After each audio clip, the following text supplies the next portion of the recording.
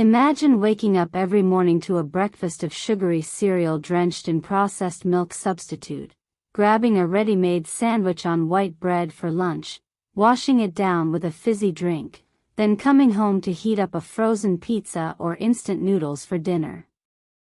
For millions of people across the world, this isn't just a rare convenience, it's the rhythm of daily life. These meals, quick, cheap, and often delicious, come with a hidden cost. A growing body of science is sounding the alarm.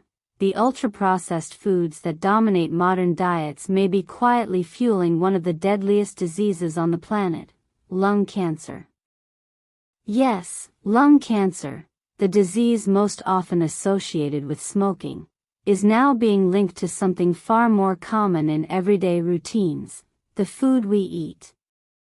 It's not about lighting up a cigarette, it's about what's on the plate. Recent research has revealed a startling connection between diets high in ultra-processed foods and a significantly increased risk of developing lung cancer, even among non-smokers. This isn't a minor correlation, it's a red flag waving across continents, from the supermarkets of America to the corner shops of the UK, where more than half of daily calories now come from foods that are less food and more industrial formulation.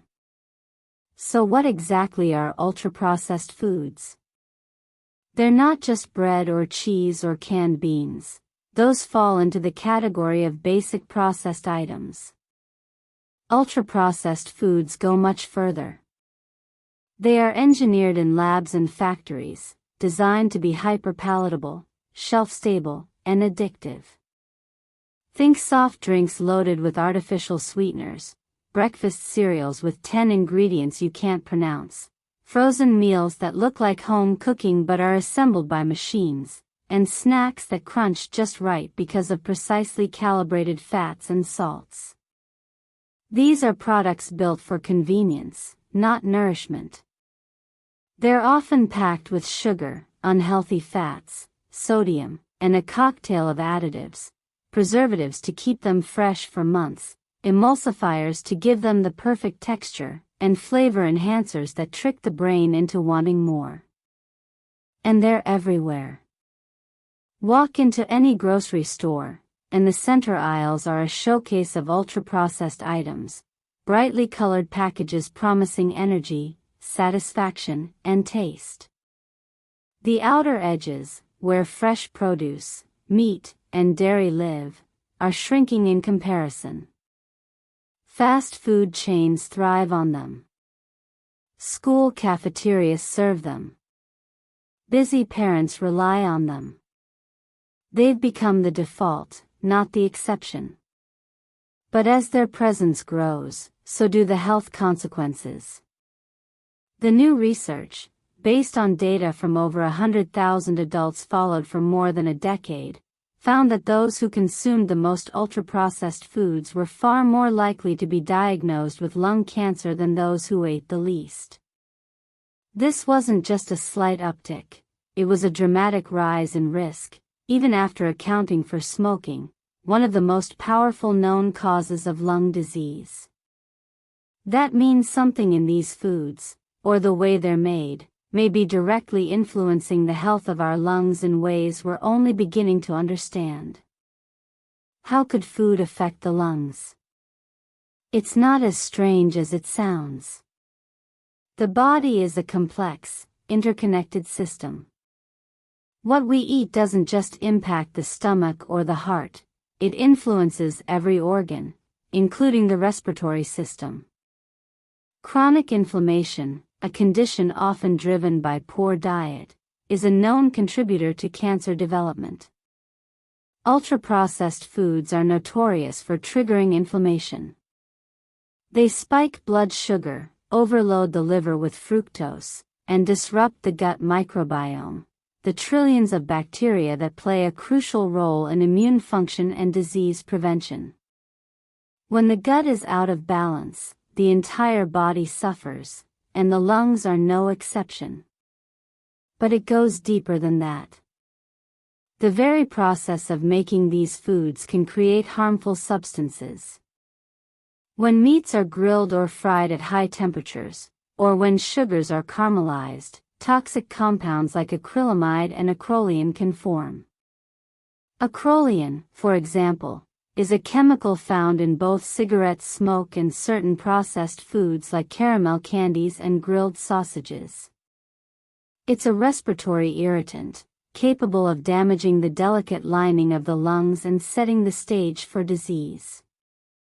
Then there's the packaging, plastic containers, wrappers, and linings that can leach endocrine-disrupting chemicals like BPA into the food, especially when heated.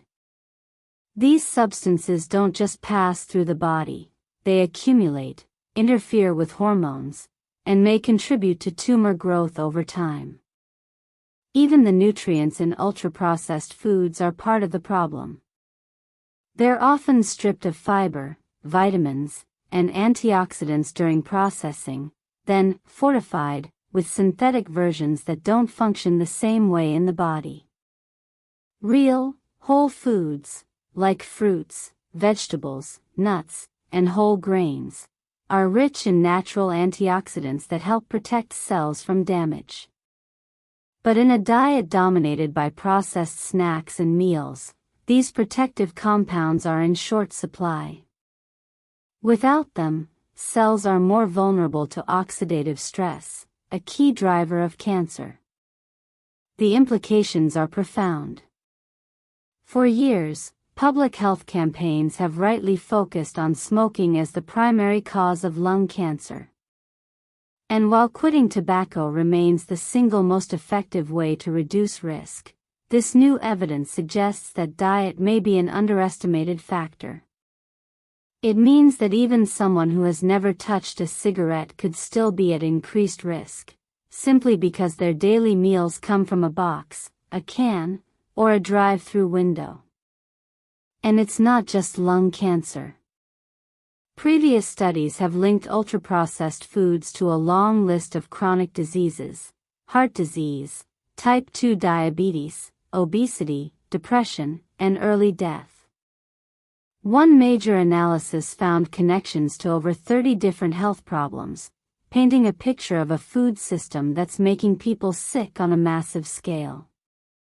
The rise of these diseases over the past few decades mirrors the rise in ultra-processed food consumption almost perfectly. It's hard to ignore the pattern. What's even more troubling is how deeply embedded these foods are in modern life. They're not just convenient, they're aggressively marketed, especially to children.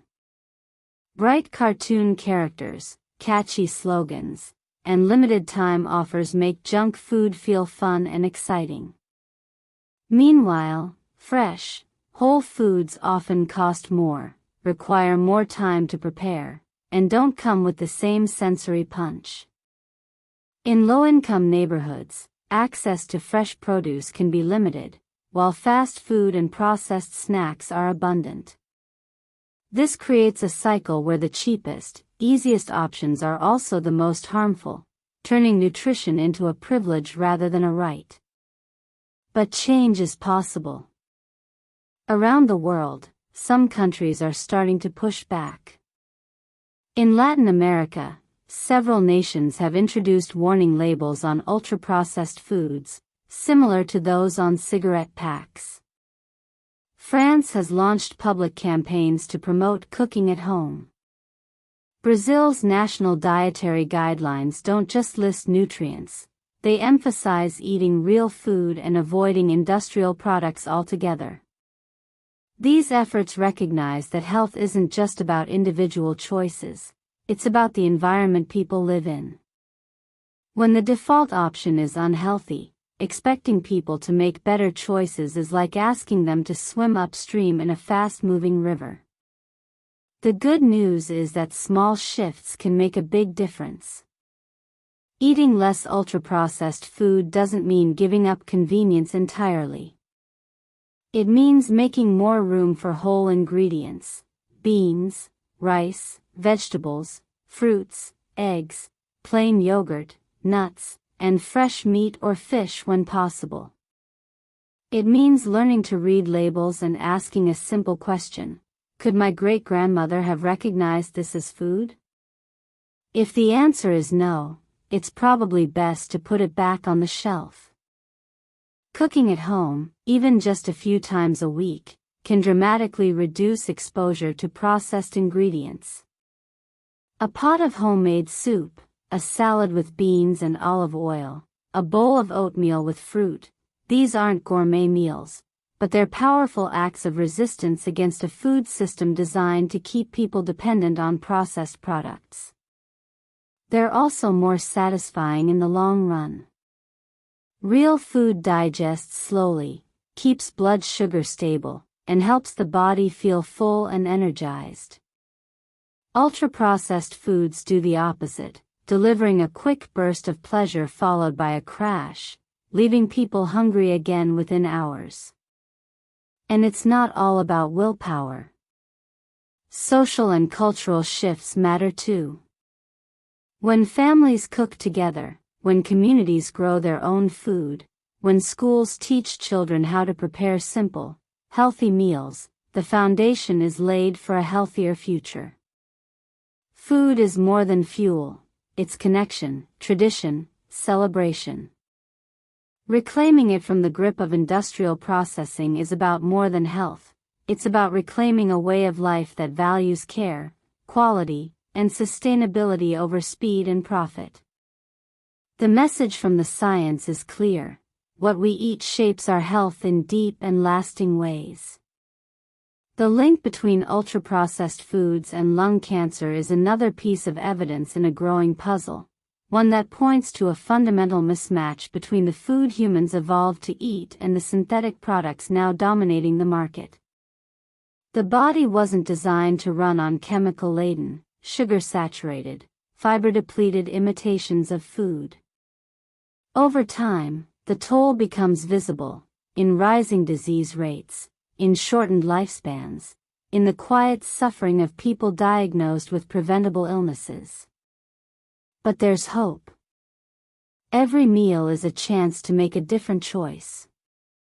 Every time someone skips the soda and drinks water, chooses an apple over a candy bar, or stirs a pot of lentils instead of microwaving a frozen dinner, they're voting for a healthier future. These small actions, multiplied across millions of people, can shift the entire food landscape. They can reduce demand for ultra-processed products, support farmers and local producers, and create a culture where real food is valued again. The fight against lung cancer, and against the broader epidemic of chronic disease, can't be won with medicine alone. It has to start on the plate. It has to start with awareness. It has to start with understanding that food is not just about taste or convenience, but about survival. The same industries that profit from selling ultra-processed foods also spend billions to keep people hooked, using psychology, advertising, and lobbying to protect their interests. But knowledge is power. When people realize that a frozen pizza or a sugary drink isn't just empty calories, but a potential threat to their long-term health, they can begin to make more informed decisions. This isn't about blame or shame. It's about empowerment. It's about recognizing that health is shaped by forces much larger than personal choice, by economics, by policy, by environment. And it's about demanding better. Better food. Better access. Better transparency. Better health. In the end, the story of ultra-processed foods is not just a medical issue, it's a human one. It's about how we live, what we value, and what kind of future we want. Do we want a world where the easiest meal is also the most dangerous? Or do we want one where nourishment is simple, accessible, and rooted in nature? The answer lies in the choices we make every day, not just as individuals, but as a society. The next time you stand in front of an open fridge or browse a menu, take a moment to think about what's really on the plate. Because that meal doesn't just feed the body, it shapes the future. And the future of health may depend on stepping away from the package, the wrapper, the instant solution, and returning to something much older, much simpler, and infinitely more powerful, real food. If you made it this far, take a moment to look around your kitchen. Open your pantry. Check your fridge. How much of what's there comes in a box, a bag, or a plastic wrapper with a long list of ingredients you can't pronounce? These foods are designed to be easy, tasty, and hard to resist, but the cost might be higher than we ever realized. The truth is, we're not just what we eat. We're how we eat, why we eat, and who benefits from what we put on our plates.